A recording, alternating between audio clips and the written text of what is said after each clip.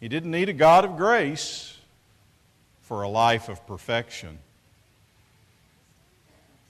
And he left the exact same as when he came. He didn't change at all. He came there self-righteous, he left self-righteous. He came there trusting in himself, he left trusting in himself. Nothing was different. Luke, in his stories, loves pairs. Loves stories where he can contrast individuals, an older brother and a younger brother. In this story, a Pharisee and a scribe, or a tax collector rather. What does he say about the tax collector? Well, the tax collector prayed too. They both prayed. No brownie points for praying. It's the content of the prayer that makes the difference. It's how we offer ourselves to God. It's what we say to Him that makes a difference. He prays about his sin, not about himself.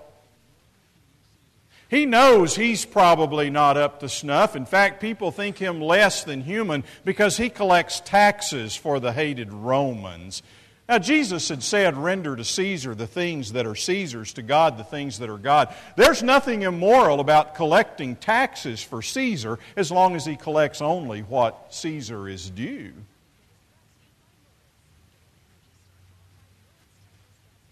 And yet somehow he knows that he is collaborating with an enemy that is against the very fabric and nature of the kingdom of God itself. And he sees his need.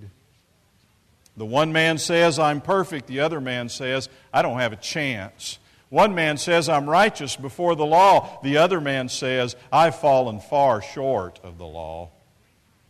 One is in essence saying, I don't need anything. The other is saying, I need mercy. I need mercy today. The Pharisee needed nothing. The tax collector will rely only on mercy itself. And he went home changed. He went home different. He was transformed. He was justified. He changed. And Jesus says at the end of the story, I tell you, only one of them went home justified. Only one of them went home changed. And he leaves the story as Jesus always does, right there, so that we're no longer allowed to think about that dastardly Pharisee. And we're no longer left just to think about that guy who collects taxes and might collect more than he should. Suddenly, the way Jesus ends the story, we're all invited into the story. And He picks us up and He plops us right down in the middle of the parable, and we have to decide not which one of these guys was right and which one of them was wrong. What we have to decide is, which one are we? Which one are we? Now, what happens here that makes all of this take place? What is the point of this? Real change always comes through relationships. The place where the Pharisee had missed it was he was keeping the law. He kept the letter of the law, but somehow or another he missed the heart of the God who had given the law. He may have loved the law, but he hadn't come to the place where he was deeply in love with the lawgiver. He's a bit like a man who would say at the end of a 35-year marriage, I don't know what she has against me. I never once did anything but bring home the paycheck like I'm supposed to. Yeah, but did you ever tell her you loved her? Did you ever do little things for her? Did you ever dote on her and care for her? Did you nurture the relationship? Or did you simply wake up every day and reread the wedding vows? Let's see, I'm being faithful, I'm being loyal, I'm not running around with other people, I come home at the end of the day. What more could she want? Well, trust me, guys, none of us are that good that would be enough. Because you're not in a legal arrangement, you're in a relationship. The Pharisee never says anything about his love for God. He never says anything about his love for his fellow man. It's one thing to be grateful that perhaps there but for the grace of God would go I, but it's another thing to say, God, I thank you, you've not made me like him. You couldn't care about him. I don't have to care about him. And he doesn't realize that the moment that he cuts himself off from his brother, he cuts himself off from relationship that can heal and restore, and he begins to cut himself off from his relationship even with God. Teacher, which is the greatest commandment? What do you say? Jesus asked. Well, we say it's to love the Lord your God with all your heart, mind, and soul, and to love your neighbor as yourself. And Jesus said, you have answered right. You have answered well. It's told another way in another place, what's the greatest commandment? Love the Lord your God with all your heart, mind, and soul. And the second is like unto it, love your neighbor as yourself. It's relationships that heal. I want to tell you something. Whether you're talking about a church or whether you're talking about a family or whether you're talking about someone who pays money to go to a professional counselor, everyone that is worth their salt in either one of those three businesses knows that what makes a difference is not all the right answers. Listen to me. It's the relationship that heals and changes and transforms. Not just following the rules.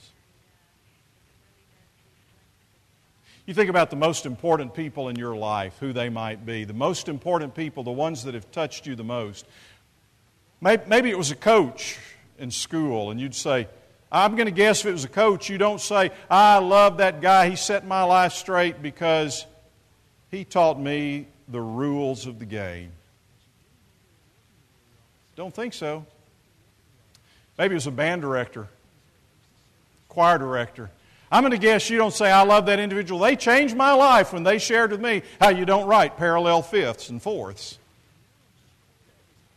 That's not what does it. It's the relationship. It's people who have poured something of themselves into you. And if you, like me, stand here today with your parents gone already into glory, you don't say, I sure miss the rules. You say, I miss them. Right? The point is, real change comes through relationship, and he missed it. But don't you miss it. The real point of the story is that mercy is the only way a relationship can last.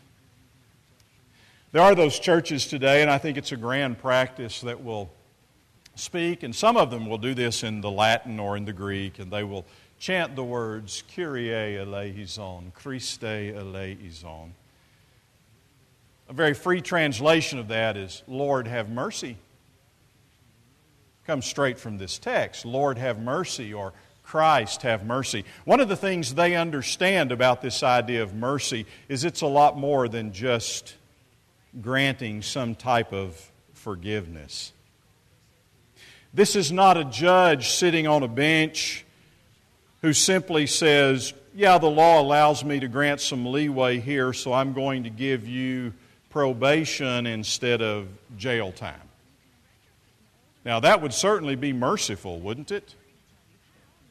But it's more than just granting that kind of mercy. In fact, you might could say, Switzerland could say, perhaps in the middle of World War II, well, the Nazis have decided not to expend the energy. They're not going to invade us. We have a truce. You might say, they've shown some mercy. But it's a far cry from the kind of thing that wants to build a relationship of trust and love and mutuality